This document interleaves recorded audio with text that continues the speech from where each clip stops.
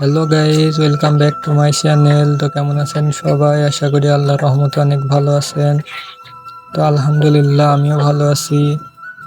তো আজকে চলে আসলাম কোয়েল পাখির আর একটা ভিডিও নিয়ে। তো আপনারা অনেকে প্রশ্ন করে থাকেন যে কোয়েল পাখির বাচ্চা কিভাবে ব্রুডিং করবেন, কারণ কোয়েল পাখির বাচ্চা কিন্তু অনেক ছোট ছোট হয়, যার কারণে ব্রুডিং করতেও অনেক সমস্যা।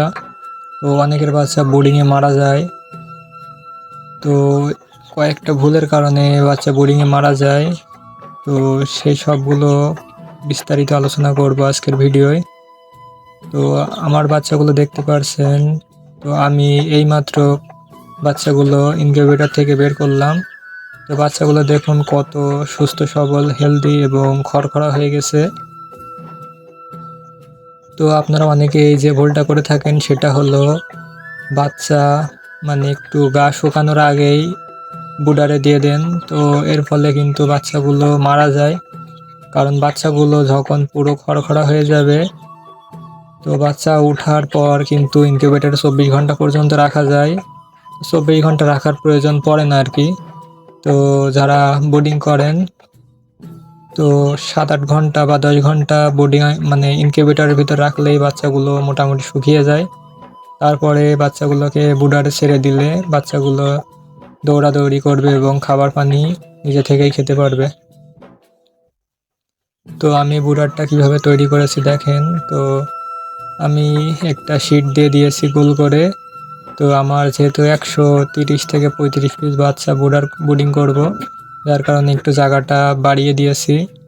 এবং প্রথম পর্যায়ে একটা পানির পাত্র, তো 2টা দিলে ভালো হয়। তো আমি একটা পানির পাত্র দিয়েছি এবং পানির ভিতরে কিছু মার্বেল দিয়েছি। তো যদি পানির ভিতরে মার্বেল না দেন তাহলে বাচ্চাগুলো পানিতে ভিজে মারা যাবে। তো মার্বেলটা দেওয়ার ফলে বাচ্চারা গায়ে পানি মাখতে পারে না। তো এই জন্যই মূলত মার্বেল দেয়া।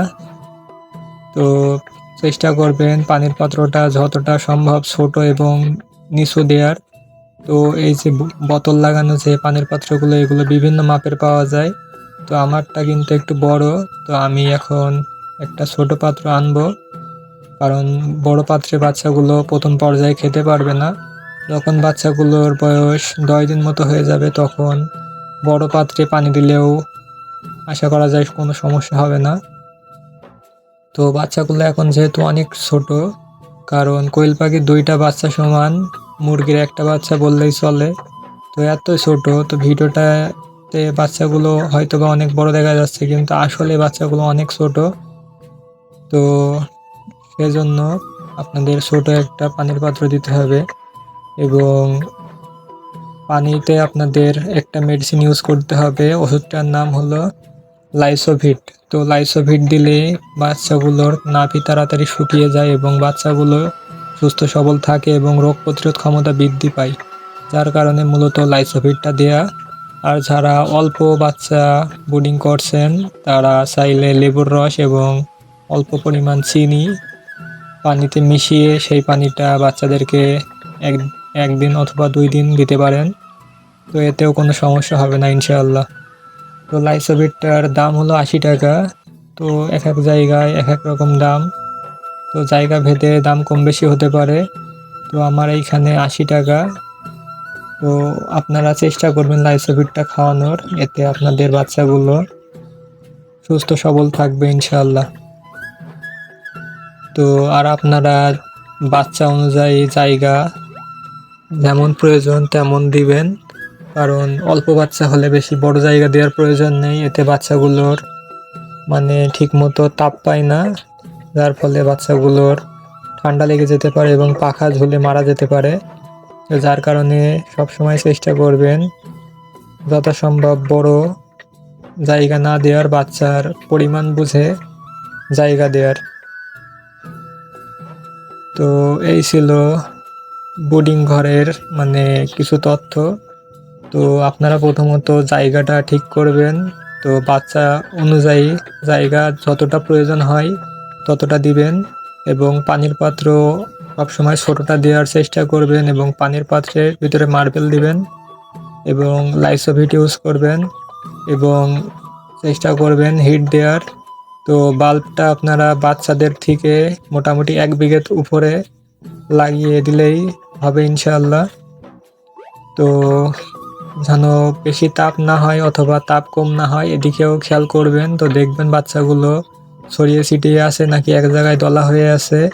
যদি এক জায়গায় বাচ্চাগুলো বসে থাকে তাহলে বুঝবেন যে বাচ্চাগুলো শীত লাগছে বা ঠান্ডা লাগছে। আর যদি বাচ্চাগুলো দেখেন অনেক দূরে দূরে গিয়ে হাঁপাচ্ছে, তো সেই ক্ষেত্রে আপনারা অল্প ওয়াটের বাল্ব ইউজ করবেন, তাহলে বুঝবেন বাচ্চাগুলো গরম লাগছে, যার কারণে বাচ্চাগুলো হাঁপাচ্ছে।